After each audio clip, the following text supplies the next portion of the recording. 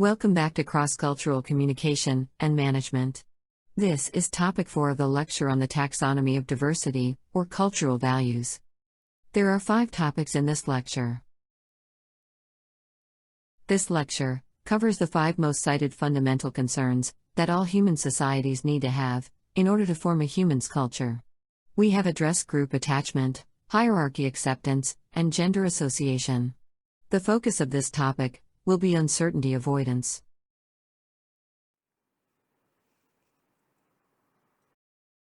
This is our reminder slide. We learned that fundamental concerns are building blocks that all human cultures need to have. There are many of these concerns, and the list can be endless. One way to solve the problem is to categorize and put them in a framework. Here are the 5 most commonly cited fundamental concerns in the literature. The focus of this topic is a cultural element called uncertainty avoidance. This concept is not new, but it became a way to measure the value of a culture when Hofstede conducted his research. In this lecture, we will take his concept as the starting point and develop it further by looking at it critically and combining it with others' approaches. Uncertainty avoidance is defined as the extent to which people seek orderliness, consistency, structure, formalized procedures, and laws to deal with the unknown. For our own survival, what is unknown can be dangerous.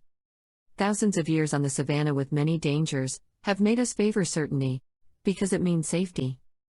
Our cognitive system does its best in order to reduce uncertainty about future outcomes. However, reducing uncertainty requires a lot of brain energy. If, despite all this, the brain cannot reduce uncertainty, we will have an energy crisis or stress. And being stressful has serious consequences. On this brain image, at the white arrows, you can see higher activity of the amygdala, our emotion center, with greater green area. Stress also increases arterial inflammation and bone marrow activity. All of these have been associated with higher cardiovascular disease or active cancer disorders. Please take a moment to compare these with those who have no subsequent cardiovascular disease events.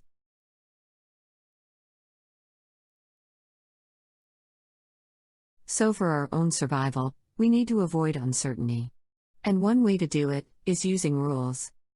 Rules are the main components of orderliness, consistency, structure, formalized procedures, and laws. At the universal level, all societies and individuals use rules to reduce uncertainty. In our modern era, rules are often embedded in 3 main categories: religion, law, and technology. Religion can be seen as a starting point. Because future is unpredictable, religion can give us hope that justice will be served, our enemy will be defeated, rain will come, or our eternity will be in heaven. Religion as a cultural strategy can reduce our worries and anxieties, giving us the motivation to stride ahead. Religion is often the foundation of modern law. Each community has specific laws as codes of morality and conduct. Law gives us some certainty and direction in this arbitrary, capricious, and unpredictable world. For our ancestors, religion was a form of science. It provided a framework for understanding the universe, nature, and the logic of life. In the modern era, science and technology seem to have divorced from religion, but their original purpose is quite similar: to predict the future, to give the unknown a structure, and to reduce uncertainty. At the collective level, each country, group, and organization may have differing levels of uncertainty avoidance.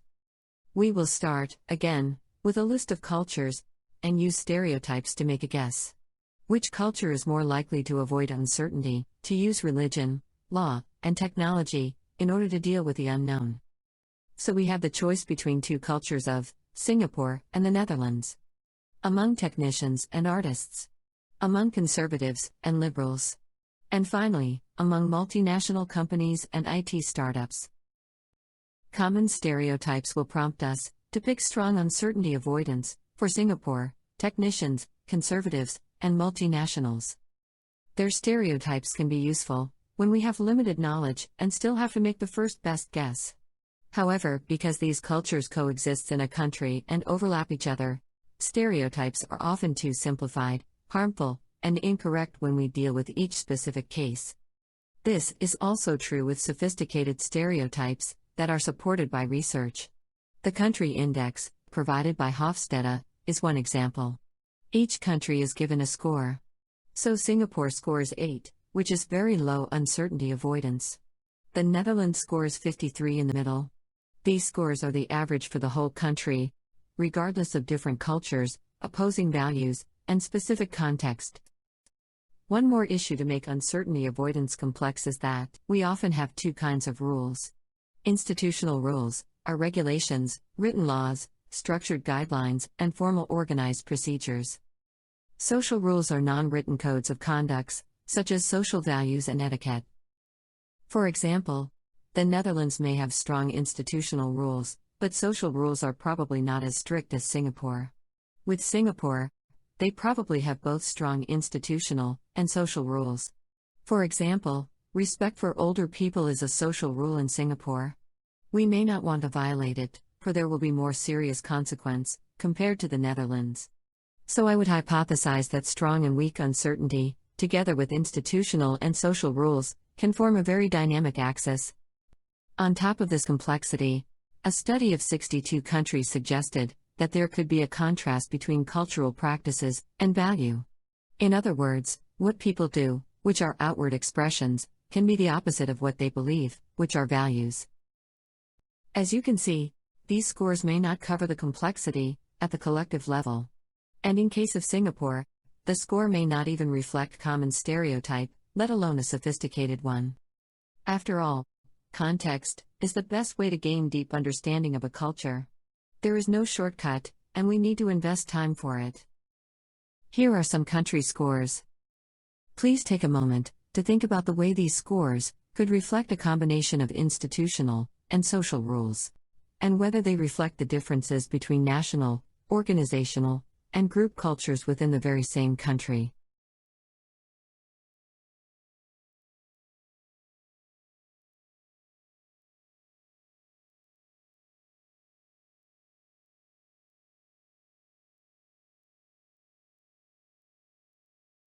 At the individual level, to resolve uncertainty, we have 3 strategies: attention, learning, and habituation with the uncertainty. Attention comes first. When we feel uncertain, the brain enters a hypervigilant status to decrease uncertainty as fast as possible. Attention helps us to focus on the most important information. For example, this may happen when we are not fluent in the language of our counterpart, but we still need to keep the discussion going on. This, of course, costs a lot of energy. Learning is a strategy that often happens after the uncertain situation has passed. We want to confirm correct and update incorrect beliefs about the world, so we can learn to have better predictions of future outcomes.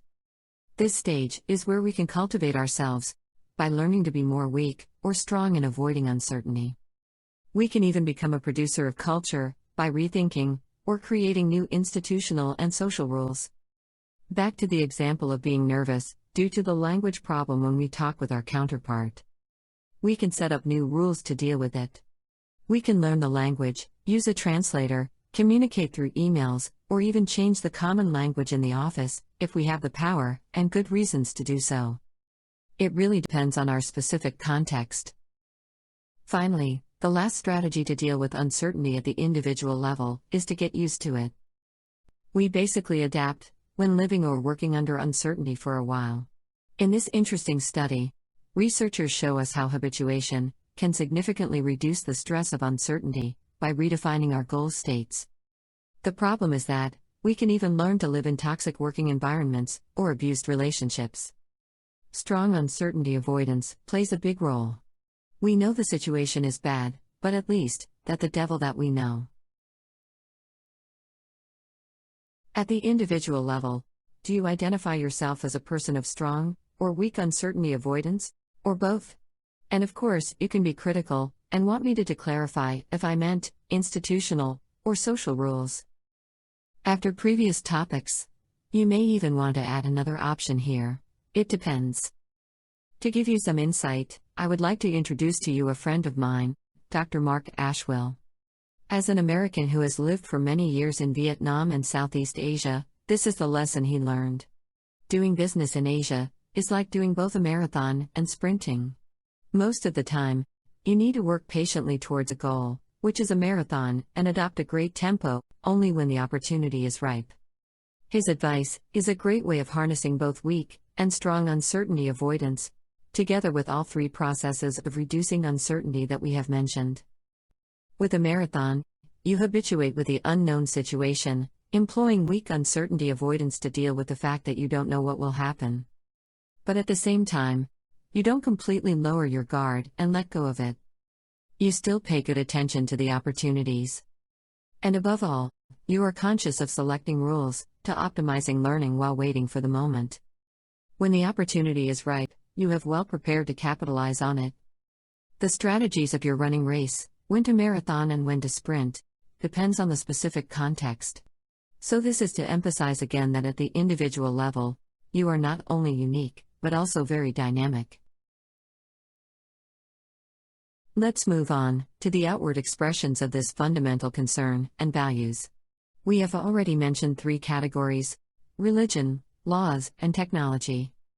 For religion, I would like to bring back here two brilliant entrepreneurs I met in Dubai. I airbrushed their faces to protect their identities. So for their startup, they had to search for a business identity. The answer for this uncertainty was found in religion. They wanted to stand out, not only as Emirati businesswomen, but also businesswomen with Muslim identity. So they create a prayer room in the office, make Arabic a parallel business language, and formulate business model based on principles of Islam, such as giving to charity, and taking non-halal products off the trading list. Another excellent example of how religion can be the answer for uncertainty is shown in this study. It reported that the children of Muslim immigrants in France are much more likely to identify themselves as Muslim than their parents. Identity crisis is a major reason. Growing up with many conflicting cultures, these young people face challenges of knowing who they are and where they belong. They suffer from a loss of language and cultural resource, a lack of group support, and also discrimination. So through religion, they found their identity among a new community that supports them, giving them a sense of identity, belonging, and power. I'm fascinated with religion, so I would like to share with you this picture of a Bhutanese shop I took a few years ago. The phallus is a symbol of good luck in Bon religion, and is painted on the outside walls to ward off bad spirits. When Buddhism arrived, part of Bon remained, coexisting with the new religion. Some may argue, it's a weak uncertainty avoidance of tolerating other beliefs. But others may also argue, it's a strong tendency to make sure all aspects of spiritual life are covered. This example reminds us that values can be nonpolar, as strong and weak degrees may coexist, even within a single concept. Next to religion, law and regulation are powerful tools to reduce uncertainty. A few years ago, I was visiting this university in Spain. I was so fascinated at the amount of rules, which are everywhere. You got this on the desk, at the entrance, then above the toilet, of course in the kitchen, next to the coffee machine. Another one for the coffee machine, this one is on the fridge, and finally, to make sure, one more on the hallway for an overview. These outward expressions suggested to me that the organizational culture of this university could be strong uncertainty avoidance. So to be safe, I was extra careful when I prepared for the lectures in the day after. Finally, technology and science can absolutely reduce uncertainty. For those who embrace weak uncertainty, innovation and new instruments are more than welcome. And because machines tend to make fewer errors than humans, they are very attractive for those who embrace strong uncertainty. One example is the facial recognition system in China, which many considered a powerful tool for the government to put everyone under intensive control. Powerful technology can even identify faces with masks. If we look at the 10 most surveilled cities in the world, 9 of them are from China.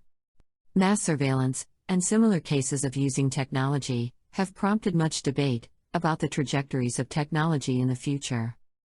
One interesting study suggested that once a country is developed, they may have two completely contrasting values: strong uncertainty avoidance in practice, which is probably institutional rules, and weak uncertainty avoidance and values, which are social rules.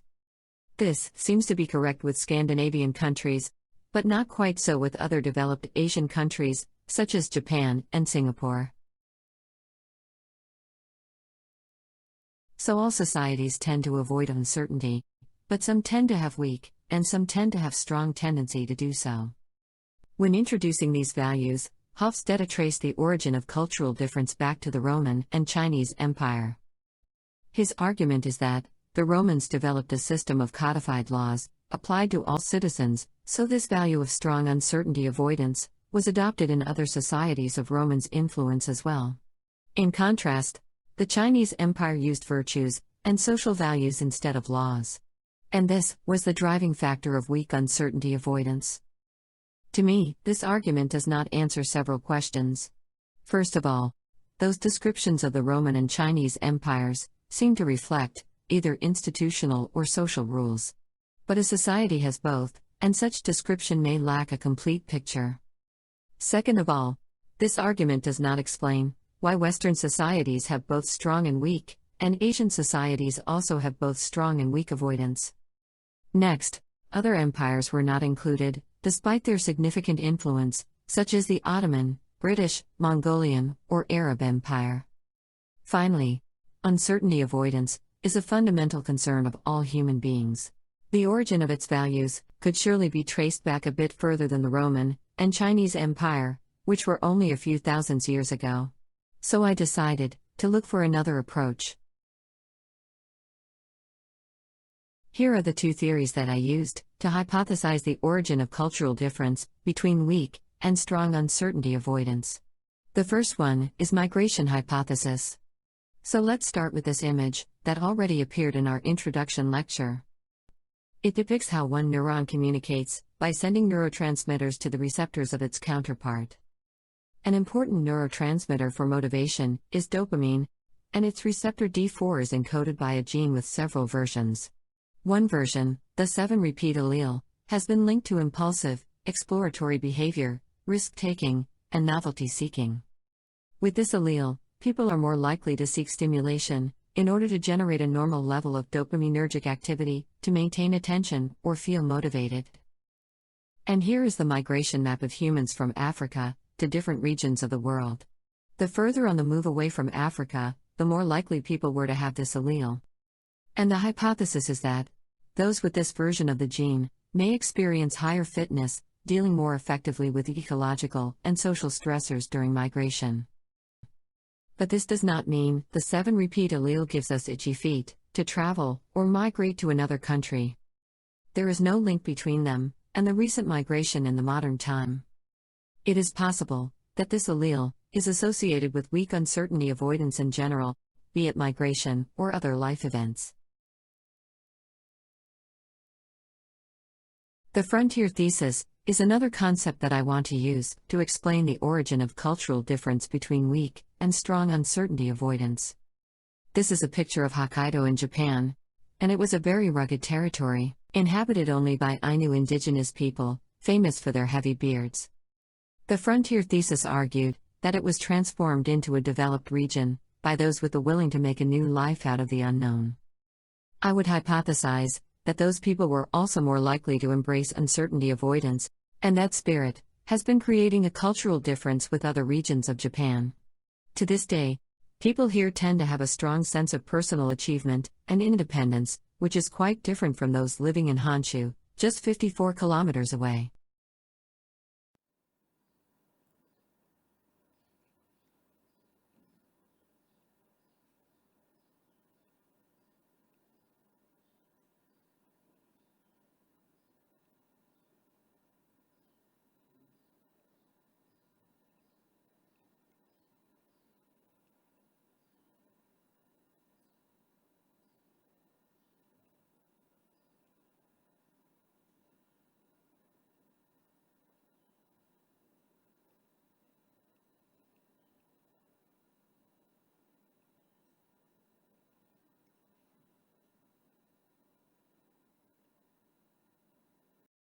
For conclusion of this topic, at the universal level, all human beings tend to avoid uncertainty because it costs a lot of energy.